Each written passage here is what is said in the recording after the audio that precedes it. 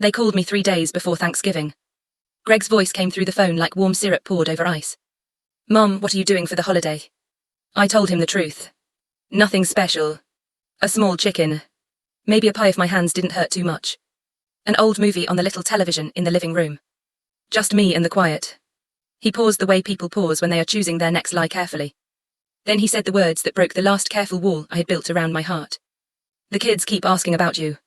It wouldn't feel right without Grandma. Please come. We really want you here. Want, not need. Not tolerate. Want. I had not heard that word aimed at me in so long, I almost dropped the phone.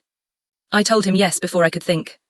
I hung up and stood in my kitchen, staring at the wall for a full minute with tears running down my cheeks. Someone wanted me. Finally. I used the envelope I kept in the top drawer marked, only for emergencies. Inside was every $20 bill I had saved from birthday cards and grocery refunds for the last 6 years. I bought the ticket that same night. Non-stop.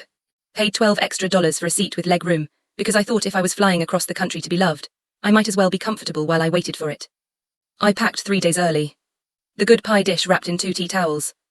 The navy cardigan I bought just for this trip, because it made me feel like I belonged in photographs. 2 new books for Elliot and Ruby. Dark chocolate truffles for Melanie, because she used to love them before she decided I was invisible. I even wore my good black shoes with a tiny heel. I wanted to look like the kind of grandmother people remember to pick up from the airport. Thanksgiving morning the airports were madness, but I smiled at strangers anyway. I shared a quiet look with another older woman on the plane. Both of us alone. Both of us flying toward family we hoped still had room for us. The plane touched down at 3:10 sharp. I walked calm and straight to the arrivals hall. I stood under the big glowing sign that said welcome home in cheerful yellow letters. I kept my coat folded over my arm, because once I sat down I would look like someone who had already been left behind. I refused to look like that. Not yet. 42 minutes. 50. 60. I checked the board. I reread Melanie's text until the heart emoji looked like it was laughing at me. I sent another message. Landed safely. Standing at door B under the airplane sign. No answer. People kept streaming past. Every single one of them was grabbed and hugged and cried over. A little girl in a red coat ran straight into her grandfather's arms, and I felt the ache so sharp I almost bent over. I did not sit. Then my phone buzzed.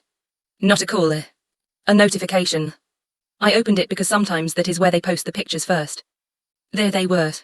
All of them. Greg in the navy sweater I sent last Christmas.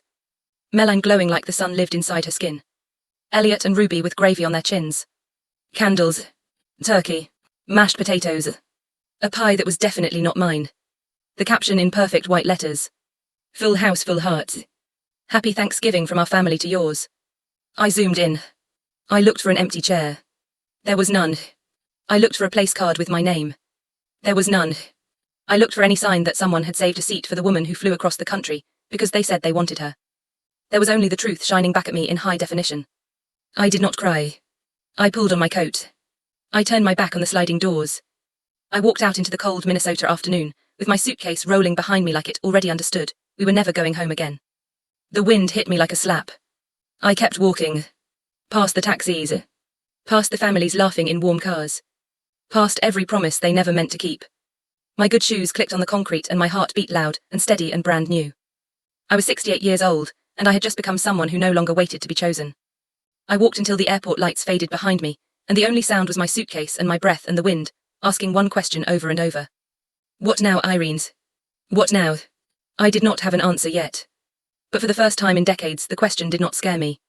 It felt like freedom wearing my own skin. I walked until I saw a flickering neon sign that said Tina's Diner. Paper turkeys taped to fogged windows. The bell jingled when I pushed the door open. The waitress with the tired ponytail looked up and smiled like she had been waiting for me my whole life. Happy Thanksgiving, hun. Same to you, I answered, and my voice did not shake once. I took the booths by the window. My suitcase sat beside me like a loyal friend. I ordered pumpkin pie and tea. The pie came warm with a leaning dollop of whipped cream. I took one bite and almost laughed out loud. It was the best thing I had tasted in years. Not because it was perfect. Because nobody made it for me out of duty. Because nobody expected me to say thank you. Because I bought it for myself with my own tired feet and my own broken heart, and it tasted like the first day of the rest of my life. The waitress asked if I wanted another slice to go. I said yes. She winked. Best decision you'll make all day. She was right. I paid the bills. I stepped back into the cold with a small white bag swinging from my fingers and my suitcase rolling behind me. I walked until I found the Valley Inn with its half-lit sign, and its vending machine humming like an old friend. I rented a room for one night. Single. The man behind the counter barely looked up from the football game. Room 114. End of the row. I opened the door, and the room smelled like bleach and old carpet and honesty. I sat on the edge of the bed in my coat and my good shoes, and I wrote 4 lines in the notebook I carry for grocery lists and secrets. I am not spare. I am not extra. I am not the side dish at someone else's table. I am the whole damn meal. I underlined it twice. Then I ate my second slice of pie with a plastic fork, and I did not cry once. Outside the wind kept asking its question.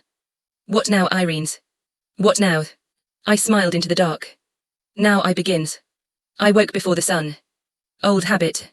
My body still believes it has to be useful by 6, even though nobody has needed me that early in 20 years. The motel heater rattled like an old man clearing his throat. I sat up in my clothes from yesterday. Coat still on.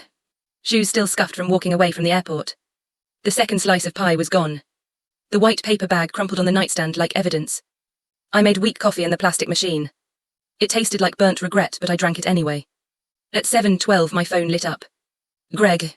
Mom, I'm so sorry. We thought your flight was tomorrow. Can you come today? The kids really want to see you. No mention of the photo. No mention of the table with no chair for me. Just confusion and can you still come, like I was a delivery that arrived on the wrong day. I stared at the message until the screen went dark. Then I did something I had never done before. I set the phone face down and left it there. I got dressed slowly. Brushed my hair. Put on the smallest touch of lipstick, because dignity is not negotiable even when your heart is in pieces. I checked out without looking back. The man at the desk was still watching the same football game on the tiny television. He didn't ask why I was leaving so early. I liked him for that. Outside the sky was the colour of a fresh bruise. Cold bit my cheeks, but I welcomed it. Pain meant I was still here. I walked with my suitcase rattling behind me like it was cheering me on. I passed a gas station and a closed tyre shop, and found the little postal annex tucked between them. The bell jingled when I stepped inside. The young clerk had purple streaks in her hair and chipped black polish on her nails. She smiled like she already knew my story. I bought an envelope and a stamp for Massachusetts. I wrote Emma's address from memory. Emma, Greg's daughter from his first marriage. 23 now. Nursing school. The only one who still calls just to talk. Who sends pictures of her ridiculous cat wearing tiny hats. Who asks for my cornbread stuffing recipe like it matters. I pulled a page from my notebook and wrote without stopping. Dear Emma, you once told me I was your safe place. That sentence has kept me warm on nights colder than this one. I flew across the country yesterday because your father said they wanted me. I waited at the airport until I saw the photograph of their perfect Thanksgiving, with no seat saved for me. I walked away. I ate pumpkin pie in a diner with paper turkeys on the windows, and it tasted better than anything I ever baked for people who never said thank you. I slept in a motel room that smelled like bleach and honesty. And this morning I woke up lighter than I have felt in years.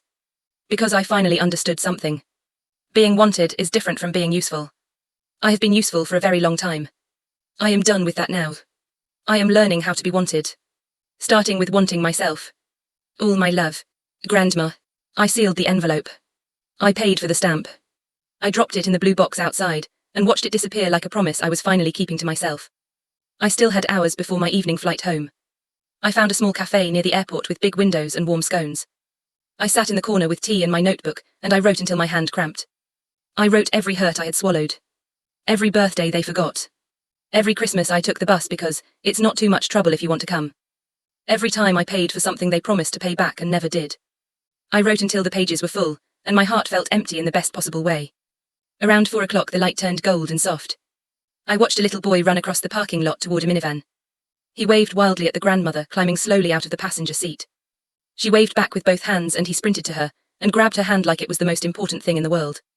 I watched them until they disappeared inside the terminal. I whispered to the empty table in front of me. I deserved that too. My flight home was half empty. I had an entire row to myself. The flight attendant set a plastic cup of water on my tray and asked, "Heading home or leaving it?" I looked her straight in the eye and answered, "Both." She smiled like she understood and moved on. I stared out the window as the plane climbed. The city shrank beneath us until it was only lights and scars and things that no longer owned me. I waited for the grief to hit. It never came. What came instead was stillness. A quiet so deep I could hear my own heartbeat saying, "You are enough. You always were." Halfway home I turned my phone on. 4 new texts from Greg. 1 voicemail. "Mum, please call. The kids were asking where you were." Melanie thought you knew we moved dinner up a day. We can explain. I didn't open the voicemail. I didn't delete anything either. I let it sit there like a stone they would have to carry now. When we landed, it was dark and cold and perfect. The shuttle driver had kind eyes and a thick Minnesota accent. He asked if I had been visiting family. I smiled and said, "Not exactly." He nodded like that was answer enough. My porch light was still on. I had left it burning like a fool who believed someone would be waiting. I walked inside and the house smelled like lavender and old wood and me. I hung up my coat slowly. I made chamomile tea and sat at the kitchen table that had seen better Thanksgivings. I opened the drawer and marked Greg and Emma and legal. Greg's folder was thick. Receipt. Cancelled checks. Tuition payments. The mortgage I co-signed. The preschool deposit for Ruby with Melanie's handwriting. We'll pay you back after the bonus. They never did. Emma's folder was thin and beautiful. Birthday cards in her round, childish handwriting. A postcard from Vermont. Wish you were here. A thank you note for the nursing school books I sent. I closed both folders. I opened my notebook to a fresh page. This time I did not write feelings. I wrote a plan. Tomorrow I would go to the bank. The next day I would see my lawyer. I would stop every automatic payment that kept their lives comfortable while mine stayed small. I would rewrite my will. I would build a trust for the one person who never made me feel like an obligation. Emma. I finished my tea. I turned off the kitchen light. I stood in the dark hallway and looked at the framed photographs on the wall. Greg as a little boy with gravy on his chin. Emma as a baby asleep on my chest. Melanie on her wedding day pretending I didn't exist in the corner of the picture. I did not take any of them down. Not yet. Some ghosts need to watch you walk away before they understand they're no longer in the house. I went to bed fully dressed again. I left the suitcase by the door like a soldier standing guard. I fell asleep to the sound of the radiator clanking, and the wind outside whispering the same question it had asked all day. What now, Irene's? This time I had an answer. Now I stop apologizing for taking up space. Now I start living like a woman who was never spare to begin with. Tomorrow the real work begins. I woke before the frost had even thought about melting. My bedroom was still dark, but I was already moving. I dressed like a woman going to war. Old boots, thick scarf, the navy cardigan that no longer needed to impress anyone. I made coffee strong enough to wake the dead. I drank it black while standing at the kitchen window, watching the streetlights blink off one by one. Today was the first day of the rest of my money. Today was the first day it would stop bleeding quietly into their lives. I was at the bank before the doors opened. I stood on the stone steps in the cold with my folder under my arm like a loaded weapon. The young teller unlocked the door at exactly 8:59 and jumped when he saw me waiting like a ghost who had learned patience. Good morning, Mrs. Wexler. His voice shook a little. Good. I wanted them nervous today. I asked for the manager. Not a teller. Not customer service. The manager. They made me wait 12 minutes in a glass office that smelled like lemon polish and fear. Natalie came in wearing perfect lipstick and the careful smile of someone who had been warned. She closed the door softly. What can we do for you today, Mrs. Wexler? I opened the folder. I slid the first page across the desk. A list. Every automatic payment that left my account every month without my permission anymore. Greg's car insurance. Ruby's dance classes. Elliot's allergy medication copay. Melanie's Netflix. The storage unit they forgot they still had in my name. The list went on for 2 pages. I had highlighted every line in calm yellow marker. I want them all stopped. Effective immediately.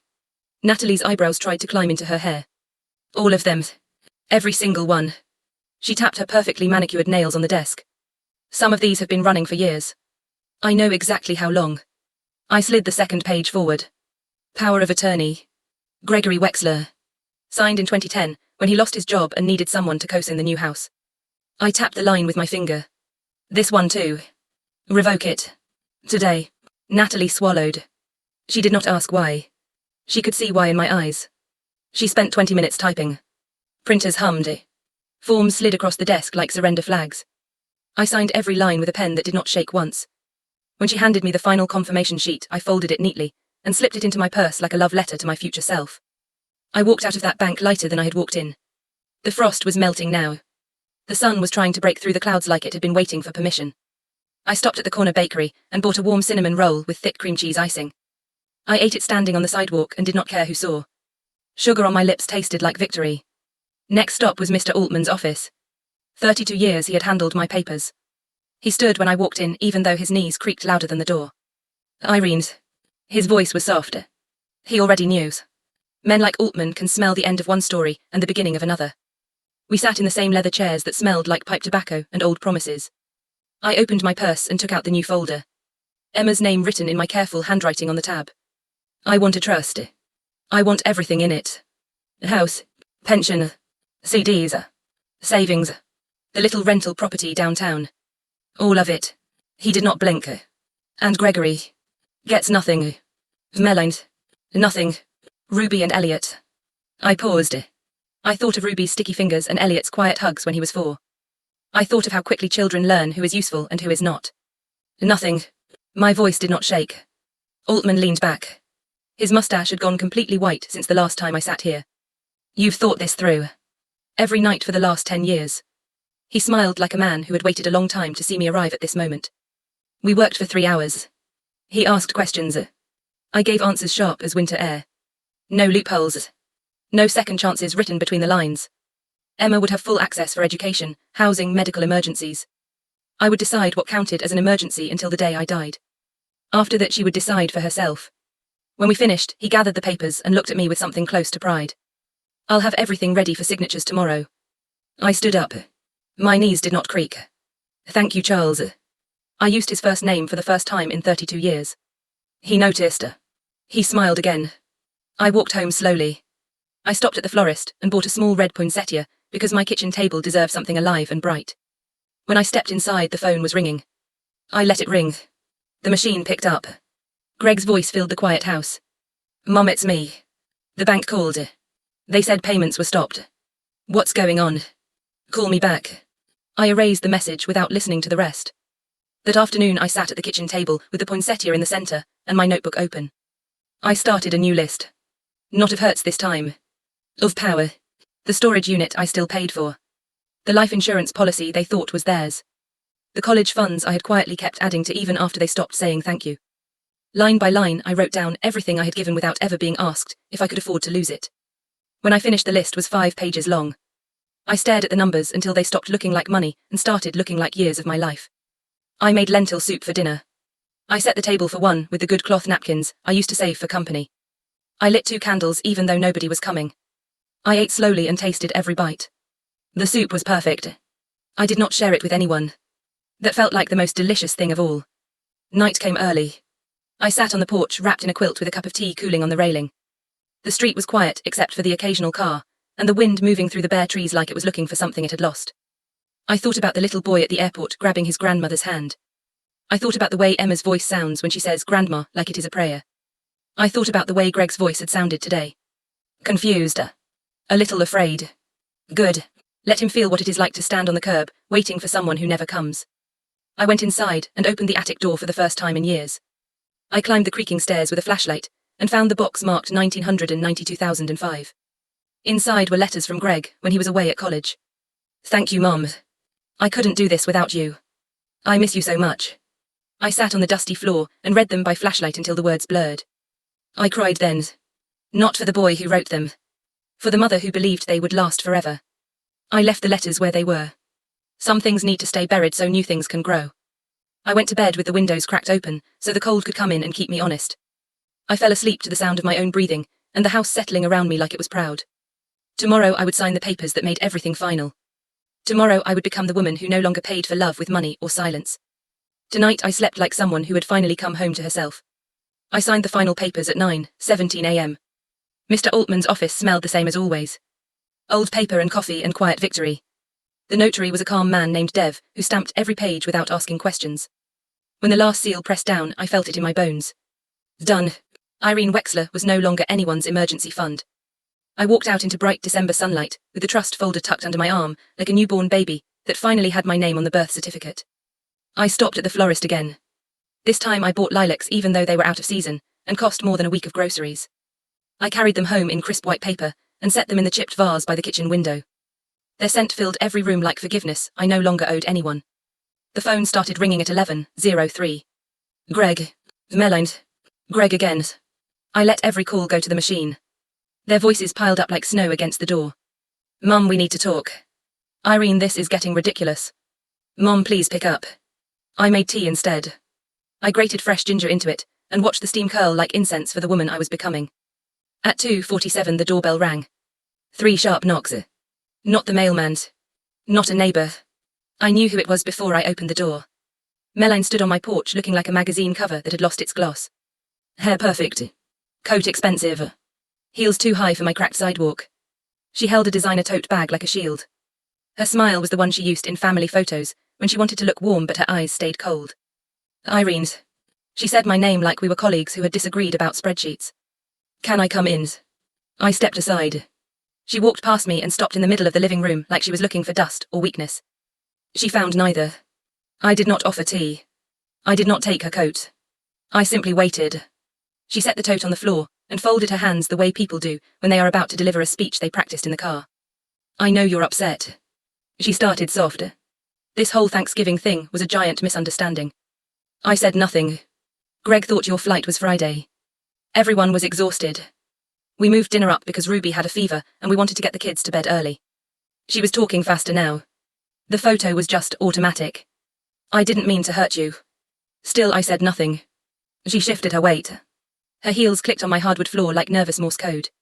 The kids miss you. Greg is worried sick. You've shut us out.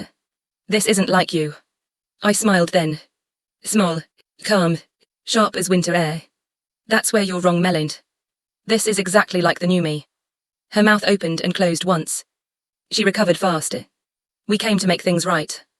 I noticed she said we even though Greg was nowhere in sight. Coward. I walked to the kitchen table and picked up the trust folder. I held it so she could see Emma's name in thick black ink. I've already made things right. She stared at the folder like it might bite her. What is that? My new wills. My new trust. My entire estate. Every dime. Every brick of this house. Everything I own goes to Emma. It's only Emma. Her face went the colour of skim milk. You can't be serious. I have never been more serious in my life. She took one step forward. Irene, think about the children. As I am. I'm thinking about the one who never forgot my birthday. The one who calls just to hear my voice. The one who doesn't measure love in dollars I can spare. She opened her mouth again, but nothing came out for a full 5 seconds.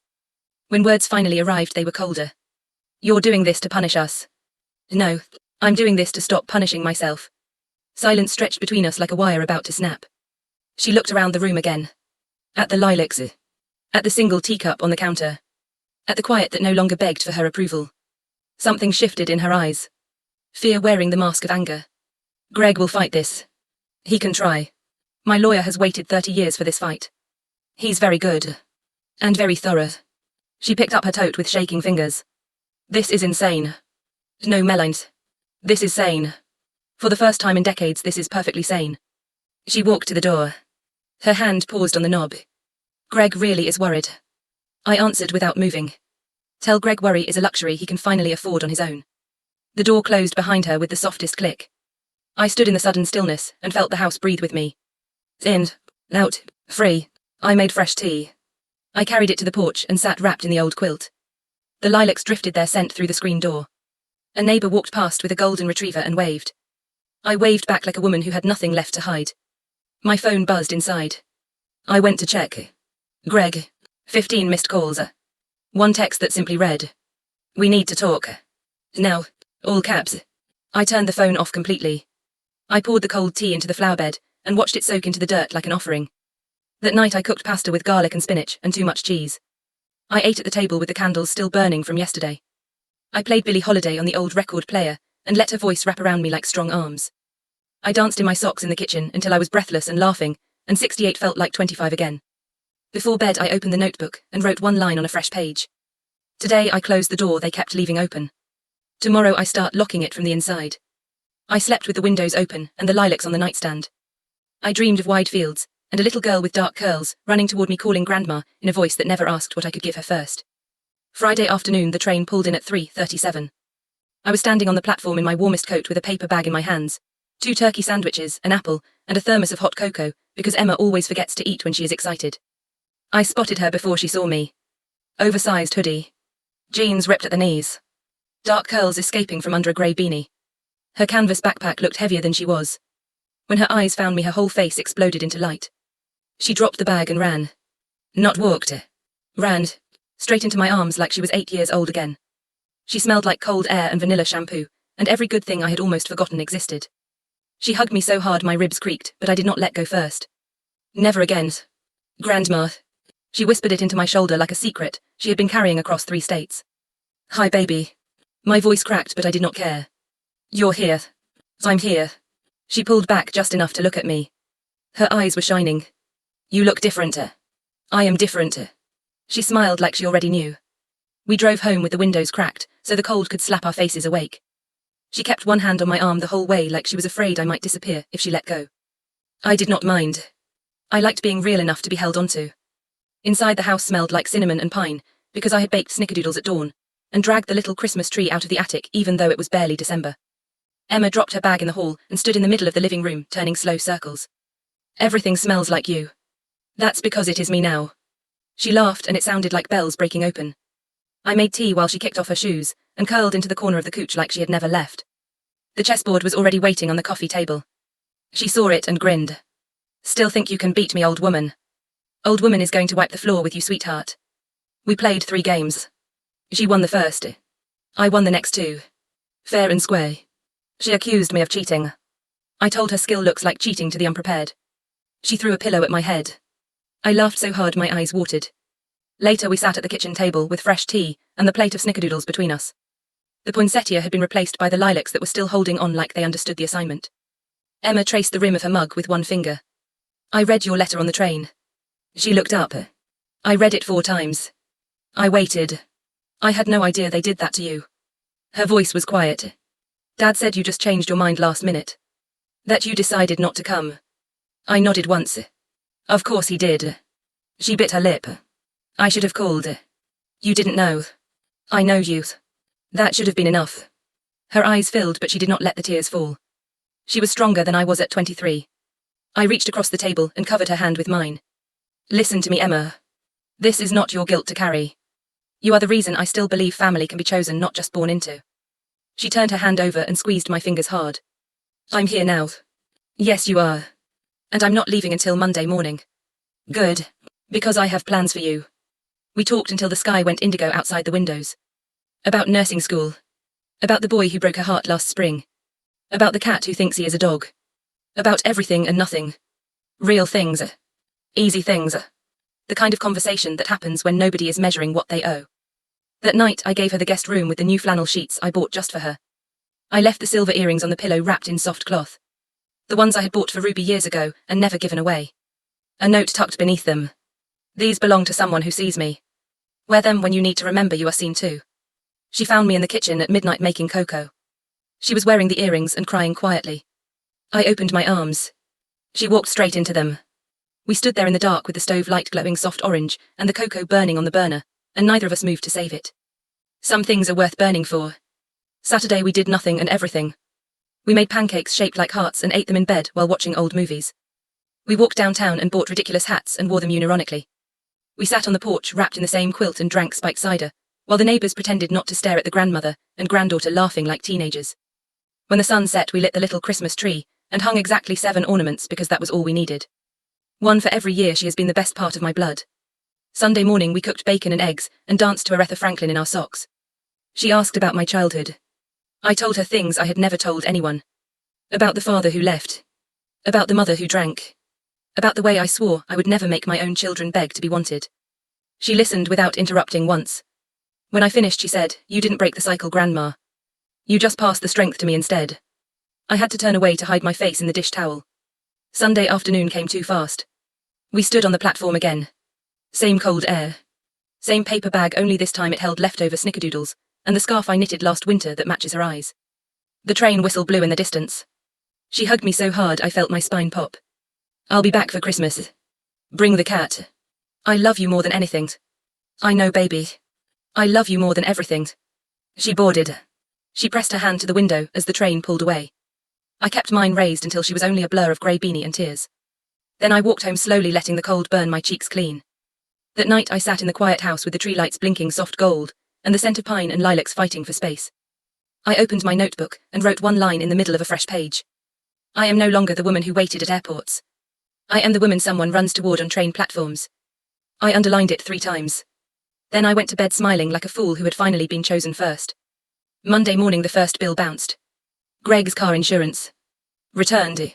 Insufficient funds. His phone started blowing up before 9 o'clock.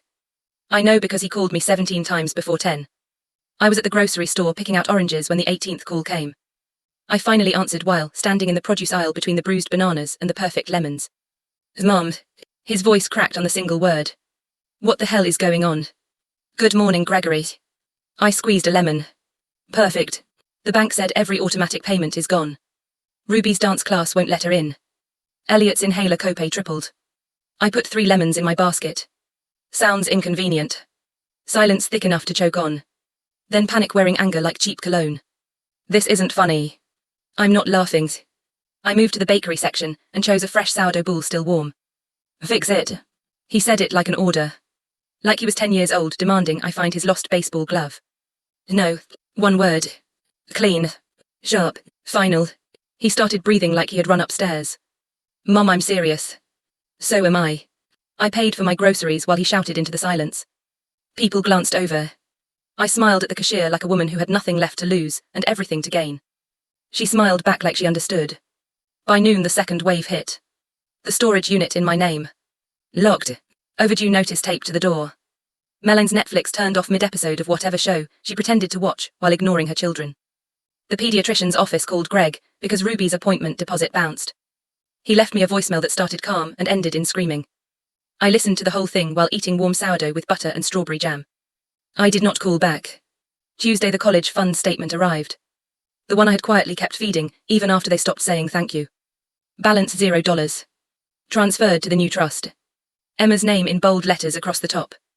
I folded the statement neatly and slipped it into an envelope addressed to Greg with no return address. I mailed it from the post office downtown while buying stamps covered in cardinals. Red birds for the blood they suddenly noticed was missing. Wednesday the real panic began. Greg showed up at my door at 7:14 a.m. Unshaven. Eyes red. Wearing yesterday's clothes like defeat had kept him up all night. He did not knock. He pounded. I opened the door calmly, holding a cup of coffee like I had been expecting royalty. He pushed past me without asking. Stalked into the living room like he still owned the air in it. What have you done? His voice shook. I closed the door softly. I undid what should never have been done in the first place. He spun around. This is insane. You're destroying your grandchildren. I sipped my coffee. My grandchildren will be fine. Emma will make sure of it. His face went white. Emma? Yes. Everything goes to Emma now. Every cent. Every brick. Every future I paid for while you forgot I existed. He opened his mouth. Closed it. Opened it again. You can't. I already did. It's notarized. Filed. Irrevocable. He sank onto the couch like someone had cut his strings. His hands shook. We'll contest it. You'll lose. My lawyer has been waiting for this fight longer than you've been ignoring me. He looked up. Eyes wet. Voice small. Mom, please. The word please sounded foreign in his mouth. Like a language he had forgotten how to speak. I set my coffee down. I walked to the mantel and picked up the photograph of him at 8 years old. Gravy on his chin. Gap-toothed smile. My whole world in one small frame. I held it so he could see. Do you remember when this boy needed me every single day? He nodded once. That boy grew up and decided I was only useful when his life got hard. I'm done being useful, Gregory. I'm busy being alive. He stood up slowly. We can fix this. There's nothing to fix. You broke it years ago, one forgotten birthday at a time. He walked toward the door like an old man. Hand on the knob, he paused. The kids are asking why Grandma doesn't come anymore. I answered without mercy. Tell them Grandma finally learned to stop going where she isn't wanted. The door closed behind him. I did not watch him leave. I made fresh coffee and danced in the kitchen to Otis Redding while the sun poured gold across the floor. I felt no guilt. Only the clean, sweet taste of consequences finally being served to the right table. Thursday the letters started arriving. Handwritten from Ruby. Crayon drawings of stick-figure grandmas with sad faces. Elliot sent a note in careful block letters. We miss you, Grandma. I put them in a shoebox in the attic, next to the letters Greg wrote when he still knew how to miss me. Some things are better kept than answered. Friday Emma called from clinicals. Her voice bright and steady. Grandma, I got the trust paperwork. I cried in the parking lot. Good tears or bad tears? The best tears. I don't know how to thank you. Live well, baby. That's all the thanks I need. That night I cooked steak. Real steak. The kind I used to buy for birthdays and anniversaries, and then stopped because nobody noticed. I ate it rare with garlic butter, and a glass of the red wine I had been saving for a celebration that never came. I toasted the empty chair across from me. To the woman who finally sat down at her own damn table. I slept with the windows open and the moon pouring silver across the bed. I dreamed of wide oceans, and a little girl with dark curls building sandcastles while I watched from a bright red chair that belonged only to me. Saturday morning I woke to silence. No ringing phones. No pounding doors. Just birds and sunlight, and the quiet hum of a house that finally knew whose name was on the deed in every room. I made pancakes with blueberries and ate them on the porch wrapped in the quilt Emma and I had shared. A neighbour walked by and waved. I waved back like a queen on her balcony. I spent the day doing absolutely nothing useful. I read an entire novel in one sitting. I painted my toenails red for no reason. I took a bubble bath at 3 in the afternoon with the radio loud and the door locked. I sang off-key and did not care who heard. Sunday I baked apple crisp using the recipe Emma loved. I wrapped half in foil and set it aside for her next visit. The other half I ate warm with vanilla ice cream while watching the snow start to fall soft and slow outside the window. The first snow of the season. Clean. Quiet. Mind. That night I opened the notebook and wrote across 2 full pages. They thought my love was a checking account with no bottom. They learned too late that even oceans have shores. I am the shore now. And I am finally dry. I closed the book. I turned off every light except the Christmas tree. I stood in the glow of 7 ornaments and soft white lights and I whispered to the empty room. I am not the woman they forgot to pick up. I am the woman they will never forget losing. I decided Christmas would be small, bright and mine. No 20-pound turkey. No folding table dragged in from the garage. No pretending there were 8 people coming when only 2 ever truly wanted to be here. Just Emma and me and whatever magic we felt like making. I started decorating the first week of December like a woman setting fire to every old script. I threw out the plastic bins labelled Family Christmas in Greg's handwriting from 2008. I kept only what made my heart sing. The crooked felt angel Emma sewed in 3rd grade. The string of white lights that still worked perfectly. The little wooden nativity I painted with my own mother in 1972. Everything else went to the curb before I could feel guilty. I bought a real tree. Not the fake one that smelled like storage and regret. A 6-foot Fraser fir that scraped the ceiling and dropped needles like it was proud to be alive. Emma arrived on the 23rd with snow in her curls, and a cat carrier in one hand and a duffel in the other. Mr. Whiskers, orange, fat, and convinced he was royalty, took one look at the tree and claimed it immediately. We let him. Some kings deserve thrones. We decorated while drinking spiked eggnog and singing off-key to Ella Fitzgerald. We hung exactly 23 ornaments. 1 for every year Emma has been my North Star. We strung popcorn and cranberries until our fingers bled tiny red dots, and we laughed harder than the pain deserved. We put the angel on top together. Emma stood on my shoulders because the step stool was too short, and my balance is no longer what it was. When she placed it crooked, we left it crooked. Perfection is overrated. Christmas Eve we baked. Not out of duty. Out of joy. Snickerdoodles. Gingerbread boys with mismatched button eyes. My famous cornbread stuffing just because we wanted it. The kitchen smelled like cinnamon and pine and freedom. We wore matching ridiculous reindeer aprons I ordered online at 2 a.m. one defiant night. We took selfies making silly faces and set one as my new phone wallpaper. Greg's old contact photo, him scowling at Ruby's 5th birthday, got deleted without ceremony. At midnight we opened 1 present each. House rule I invented on the spot. I gave Emma the softest cashmere sweater in deep forest green, and the keys to the little rental house downtown that now belongs to her trust. She stared at the keys like they were made of gold. Grandma, this is too much. No, baby. It's exactly enough. She gave me a leather-bound journal with my name embossed in gold and a necklace, a tiny silver pie dish on a delicate chain. She fastened it around my neck with shaking fingers. Now you'll always carry the pie that started your revolution. I cried then. Ugly happy tears that left salt tracks on my cheeks. She wiped them with the sleeve of her reindeer apron and kissed my forehead like I was the child. Christmas morning we woke late. The tree lights were still on, and Mr. Whiskers was asleep inside the nativity manger wearing Joseph's robe like a cape. We made cinnamon rolls from scratch and ate them in bed, while watching the snow fall thick and quiet outside the window. Emma read aloud from the new journal. Page 1 already had my handwriting. For Emma, who taught me that blood is not the only thing that binds. She closed it gently and held it to her chest like a heartbeat. We called no one. We answered no one. The phone stayed on silent in a drawer like an old dog we had finally put to sleep. At noon we bundled up and walked downtown. The streets were empty and white and perfect. We bought hot chocolate with extra whipped cream and sat on a bench feeding stale gingerbread to the bravest sparrows. A little boy in a red coat ran past chasing his father. He waved at us. We waved back like 2 women who had nothing to prove and everything to celebrate.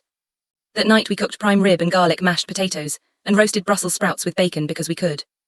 We set the table for two with the good china I had saved for 30 years of disappointing holidays. We lit every candle in the house until it glowed like a cathedral. We toasted with champagne that cost more than my first car payment. To chosen family. To women who refused to be leftovers. We clinked glasses and drank until our cheeks hurt from smiling. After dinner, we sat on the floor in front of the fire. Emma leaned against my shoulder and asked quiet questions. Will you ever forgive them? I thought about it while the logs crackled and popped. Maybe someday. But forgiveness doesn't mean invitation. It doesn't mean I open the door again. She nodded slowly. Good. Because I like this door closed with just us behind it. We fell asleep on the couch wrapped in the same quilt, fire dying to embers, tree lights blinking soft gold across our faces. Mr. Whiskers snored between us like a furry hot water bottle. I woke once in the night and looked at her sleeping face in the glow. Peaceful. Safe. Loved beyond measure. I whispered into the dark. This is what family feels like when nobody is keeping score. Christmas night ended with snow still falling, and the house quiet except for the soft sound of two hearts beating in the same rhythm for the first time in decades. I did not check my phone once. I did not wonder what anyone else was doing. I already had everything I wanted right there on my living room floor. The next morning we made French toast with thick challah and real maple syrup, and ate it on the porch watching the sun turn the snow pink. Emma took 100 pictures. Of the tree. Of the pie necklace. Of me laughing with syrup on my chin. She posted one on her Instagram with the caption, "Home is wherever this woman is." I did not ask her to take it down. Let them see. Let them choke on it. December 27th came too soon. We stood on the platform again. Same cold. Same paper bag, only now it held leftover prime rib sandwiches and an entire tin of snickerdoodles. She hugged me so hard I felt my bones sing. I'll be back for New Year's. Bring champagne. I love you more than yesterday. And less than tomorrow. I finished the sentence we had made up when she was 7. She kissed my cheek and boarded the train. I kept waving until she was only a speck of green sweater and tears. I walked home through the snow that was already starting to melt. The house smelled like pine and cinnamon and us. I left the tree up. I left the candles burning low. I left every light on because darkness no longer had permission to live here. That night I opened the new journal Emma gave me and wrote across the first 3 pages. This was the Christmas I stopped cooking for ghosts. This was the Christmas I learned joy is not a debt you pay forward. It is a gift you finally allow yourself to open. Emma and I unwrapped it together and it fit perfectly. There was no room for anyone who measured love in what they could take. There was only room for the two of us and the cat who thinks he is baby Jesus. And that was the entire world. I closed the journal. I turned off the lights one by one until only the tree remained. I stood in its glow wearing the pie necklace and the cashmere sweater and barefoot on the warm wooden floor. I raised an imaginary glass to the empty room and spoke aloud to the woman I had finally become. Merry Christmas, Irene. You made it home. New Year's Eve arrived cold and clear. The sky was the colour of steel and the air tasted like metal on the tongue. Emma had texted at 11 a.m. Train delayed because of ice. Still coming. We'll be there before midnight. Save me champagne and the good pajamas. I smiled so hard my cheeks hurt and answered with a single heart emoji. Tonight would be just us again. 2 women, 1 ridiculous cat, and the turning of a year that would never again belong to anyone else. I spent the afternoon slow cooking black-eyed peas for luck and baking a chocolate cake with ganache so shiny it looked wet. I wore the forest green cashmere sweater and the pie necklace and red lipstick because I felt like celebration. I strung extra fairy lights across the porch and lit every candle in the house until it glowed like a ship sailing through the dark. I even put on Nina Simone and danced alone in the kitchen while the peas bubbled and the cake cooled. I was 68 and happier than I had ever been at 28. At 8:47 p.m. the doorbell rang. Not the soft chime Emma used. 3 hard knocks that rattled the glass. I knew who it was before I looked through the peephole. Greg stood on my porch in a thin jacket with no hat. Snow melting in his hair. Face raw from cold and something uglier. Behind him, the street was empty and dark, except for the coloured lights on my railing blinking red green like a warning. I opened the door only as far as the chain allowed. He tried to smile. It looked like pain wearing lipstick.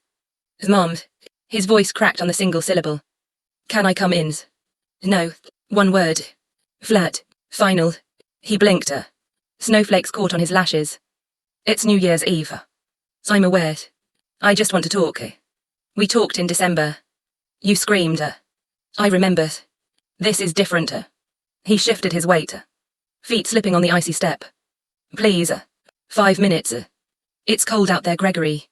He nodded too fast. Hope flickering in his eyes like a dying bulb. I closed the door. Unhooked the chain. Opened it again. He stepped inside like a man walking into church after years away. He stopped in the hallway and stared. The tree still up. Candles everywhere. Nina Simone singing about wild being the wind. The house smelled like chocolate and black-eyed peas and freedom. He looked smaller than I remembered. I did not take his coat. I did not offer coffee. I simply stood with my arms crossed and waited.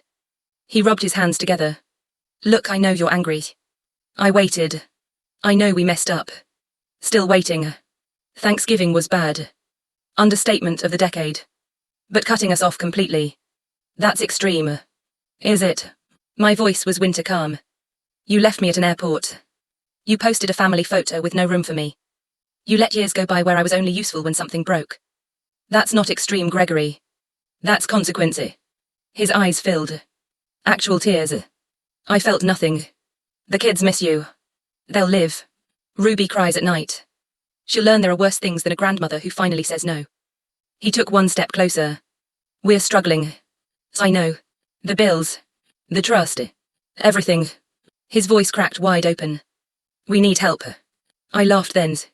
Short, sharp, clean. You need help. You had it. 4 decades. Free. No interest. No gratitude. You spent it all. Account closed. He dropped to his knees. Right there on my hardwood floor between the tree and the fireplace. Hands clasped like prayer. Mom, I'm begging you. I'll do anything. We'll change. I'll visit every week. I'll call every day. I'm sorry. The word sorry fell out of his mouth like it weighed 1,000 pounds. I looked down at him. My son. My only son. Kneeling in melted snow and desperation. I crouched so we were eye level. I spoke softly. Almost kindly. You're 30 years too late, Gregory. I don't want your promises now. I don't want your visits. I don't want your sorry. I want my peace. And I finally have it. I stood up. Get up. He did. Slow. Shaking. I walked to the door and opened it. Cold rushed in like truth. Go home. It's New Year's Eve. Start the new year learning how to stand on your own. He stepped onto the porch. Snow swirling around his ankles. At the threshold he turned. One last desperate grasp. I love you, Moms. I looked him straight in the eyes. I know you do. When it's convenient. Goodbye, Gregory. I closed the door. I locked it. I hooked the chain. I leaned my back against it and listened to him stand there for a full minute. Then the sound of boots crunching away through snow. Then silence. I walked to the kitchen. Poured 2 glasses of champagne. Set one on the counter for Emma. Raised mine to the empty room. To the year, I stopped opening the door for people who only knocked when they needed something. I drank it in one go. Bubbles burning sweet down my throat. At 11:52 the doorbell rang again. Soft this time. Familiar. I opened it wide. Emma stood there covered in snow with flushed cheeks and the biggest smile I had ever seen. She held up a bottle of champagne and a party hat shaped like 2026. Happy almost New Year, Grandma. I pulled her inside and hugged her so hard the bottle almost slipped. Mr. Whiskers shot out of the carrier and made straight for the tree like he had been waiting his whole life for this moment. We counted down on the couch with the fireplace roaring and Nina Simone still singing. 10, 9, 8. We clinked glasses at midnight and screamed Happy New Year loud enough for the neighbours to hear. We danced until we were breathless. We ate chocolate cake straight from the pan with 2 forks. We took selfies wearing the ridiculous hat and reindeer antlers. We toasted again and again. To chosen family. To closed doors. To women who finally learned their worth is not negotiable. At 2:14, Emma fell asleep on my shoulder mid-sentence. Mr. Whiskers snored on the hearth. The tree lights blinked soft and steady. I looked around the glowing room and felt it deep in my bones. This was home. Not the house. Not the things. The feeling. The absolute certainty that nobody in this room was keeping score. I carried Emma to the guest room like she was still small enough to lift. Tucked her in with the quilt we shared at Christmas. Kissed her forehead. Whispered Happy New Year, baby. She smiled in her sleep. I went to bed with champagne still singing in my blood and the taste of chocolate on my tongue. I left every light on because darkness no longer had a key. I fell asleep smiling like a woman who had just won the only war that ever mattered. The year turned. The door stayed closed. And my heart stayed wide open for the only people who had ever walked through it without asking what I could give them first. January melted into February without a single knock on my door. No more tears. No more begging texts. Only silence from the other side of the line I had drawn in permanent ink. The quiet was so complete I could hear the house breathing with me. In, out, alive. I turned 69 in March. Emma came home the night before with a chocolate cake She baked herself, and a banner that read Happy Birthday to the BADDEST Grandma Alive. We hung it across the kitchen, like a declaration of war against every year I had spent shrinking. We ate the entire cake with our fingers, while watching old Audrey Hepburn movies and laughing until our ribs hurt. I wore the pie necklace and the red lipstick, and a dress I bought just because it made me feel dangerous. Emma took 100 pictures and posted the best one with the caption, 69 looks like freedom on this woman. I did not ask her to take it down. Let them see what they lost. Spring arrived early that year. The lilacs bloomed purple and reckless along the fence. I opened every window and let the scent flood the house until it felt like I was living inside a perfume bottle. I painted the front door bright turquoise because I was tired of beige. Neighbors slowed their cars to stare. I waved like a queen who had finally claimed her throne. I started walking every morning. Not for exercise.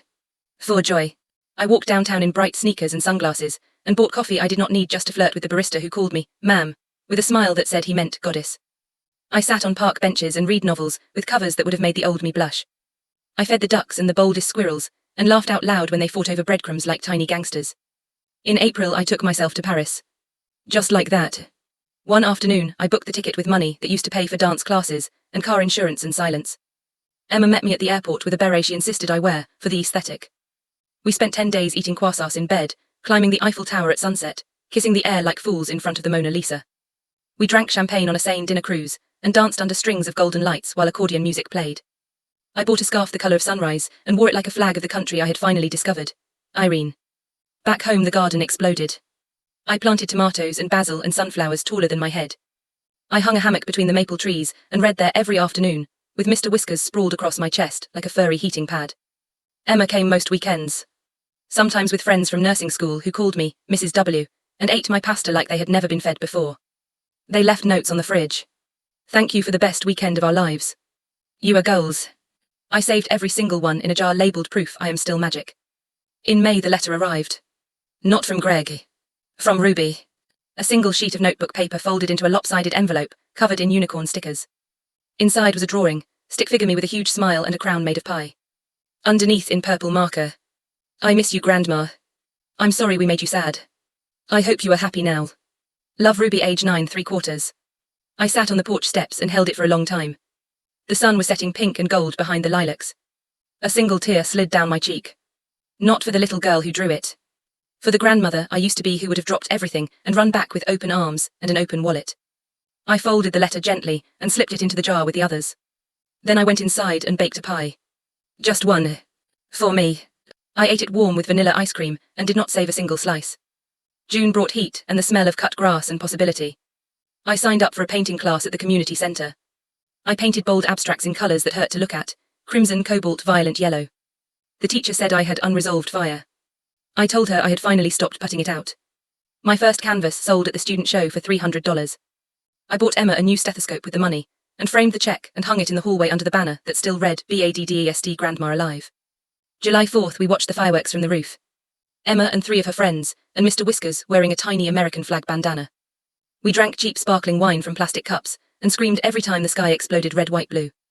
Someone down the block played Born to Run on a boombox, and we sang every word at the top of our lungs. I looked around at those shining young faces, and felt something ancient and brand new bloom in my chest. This was legacy. Not money. Not duty. Joy loud enough to echo. August burned gold and slow. I took myself to the ocean. Just me. A little airbnb on the Maine coast with a porch that faced the Atlantic. I walked the beach every morning in bare feet collecting sea glass, and secrets the waves wanted to tell me. I ate lobster rolls dripping with butter, and did not care about the calories or the cost. I swam naked at dawn, when the water was cold enough to make me scream and laugh at the same time. I wrote postcards to no one and mailed them anyway. Wish you were here. But I'm glad I'm not waiting for you. September brought Emma home for good. She graduated nursing school top of her class. The trust paid for the last semester without loans. She accepted a job at the Children's Hospital 20 minutes from my house.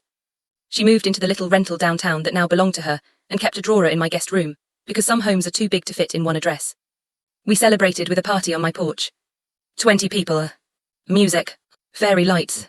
Tables groaning under pasta and cake and champagne that never ran out. Emma gave a toast with tears in her eyes. To the woman who taught me that family is a verb, not a noun.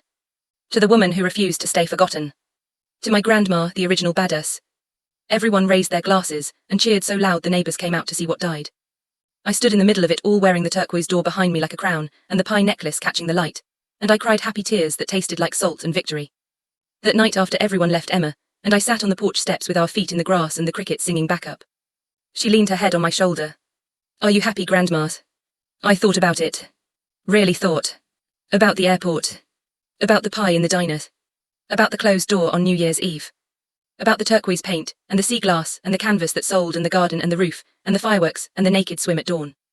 I turned and kissed the top of her head. "I'm not happy, Emma." She stiffened. I smiled into her hair. "I am alive. And that is so much better." We sat there until the stars came out one by one like someone turning on the lights in a house that finally knew its own name. The lilacs had faded, but the air still carried their memory. I breathed it in deep and let it settle in my bones. I was 69 years old. I had buried a marriage. Raised a son who forgot me. Stood alone at an airport with a pie no one wanted. And somewhere between the walking away and the coming home, I had become the woman I was always meant to be. The night wrapped around us soft and sure. Emma's hand found mine in the dark. We did not speak. We did not need to. Some love is louder than words. November came again. 1 full year since the airport. Since the pie in Tina's diner. Since the motel room that smelled like bleach and beginnings. The circle closed exactly where it had cracked open. I woke before dawn on Thanksgiving morning. The house was quiet except for the soft tick of the grandfather clock and Mr. Whiskers purring on the foot of the bed. I put on the navy cardigan, worn soft now from 1,000 washings, and the pie necklace that had become my armor. I made coffee strong enough to stand alone and carried it to the porch. The sky was the color of the bruise I carried home last year. I watched it lighten slowly the way hearts do when they finally stop bleeding. I did not cry. I smiled. Emma arrived at 8 with snow in her hair and a bottle of champagne in each hand. She had the day off from the hospital and a grin that could light cities. We cooked together like we had been doing it our whole lives. Not a turkey. Just a small roast chicken, garlic potatoes, and the cornbread stuffing she loved. We baked 2 pies, 1 pumpkin, 1 apple. We ate them warm with whipped cream and no apologies. At noon we carried plates to the porch and ate under the same quilt that had wrapped us through Christmas and New Year's and every hard and beautiful day since. The neighbours walked past and waved. Some stopped to say hello. Some asked why the house always smelled like cinnamon and freedom. I told them the truth, because love finally moved in and refused to pay rent to anyone who didn't know its worth. In the afternoon we walked downtown. The little cafe where I used to hide with my notebook had hung a sign in the window. Today only free pie with coffee. In honor of the woman who taught us some pies are worth walking away for. Below it was a photograph, me in my navy cardigan laughing with Emma on the porch last summer. Someone had taken it from across the street and turned it into art. I stood on the sidewalk and stared until my eyes watered. Emma squeezed my hand. "Look what you started, Grandma." I looked. Really looked. And I saw. That night we lit every candle in the house again. We opened the champagne and toasted to the year that broke me open and put me back together stronger. We danced to Aretha and Nina and Ella until we were breathless. We took selfies wearing paper turkey hats Emma found in the attic from some long ago Thanksgiving when everything was different. We posted one with the caption, 1 year since the airport. 0 regrets. All the pie. At 11 p.m. I stepped onto the porch alone. The air was sharp and clean and perfect. I carried the last slice of pumpkin pie on a real china plate with a proper fork. I sat on the top step and ate it slowly while the stars watched. No plastic fork. No paper bag. No tears. Just me and the pie I finally baked for the only person who ever truly deserved it, myself. I whispered into the night the words I had written in the motel room 1 year ago. I am not spare. I am not extra. I am not the side dish at someone else's table. I am the whole damn meal. This time I said it loud enough for the whole street to hear. A dog barked somewhere in agreement. Emma came out wrapped in the quilt and sat beside me. She didn't ask what I was doing. She simply leaned her head on my shoulder and finished the last bite of my pie when I offered it. We sat in silence while the clock inside struck midnight, and another Thanksgiving slipped quietly into yesterday. I looked at her profile in the porch light, and felt the full weight of everything we had built from the ashes of what they burned. A home that laughed out loud. A love that never asked what I could give first. A life that finally fit. I turned to her and spoke the truest thing I have ever said. Emma. Yes, Grandma. I didn't just survive that day at the airport. I began. She smiled slow and wide. I know. That's why I never left. We went inside when the cold finally won. We left the porch light on because some lights are meant to guide people home, and some are meant to show the way out. Mine does both now. I fell asleep with the taste of pumpkin and champagne still on my tongue, and the sound of Emma singing softly in the guest room down the hall. I dreamed of wide oceans and turquoise doors, and a table set for 2 that stretches all the way to forever. And somewhere in the dream, I heard the wind ask its old question one final time. What now, Irene? What now? I answered without opening my eyes. Now I live. If this story moves something inside you, if you have ever stood at an airport, or a kitchen, or a lifetime waiting to be remembered, hear me clearly. You do not need their car to pull up. You do not need their text. You do not need their empty chair to finally have your name on it. Stand up. Put on your coat. Walk out into the cold with whatever is left of your heart, and start eating the pie you baked for everyone else. Your table is ready. Your seat has always been yours. Take it. The story is over. Your story is just beginning. Happy Thanksgiving. Now go live like the whole damn meal, red,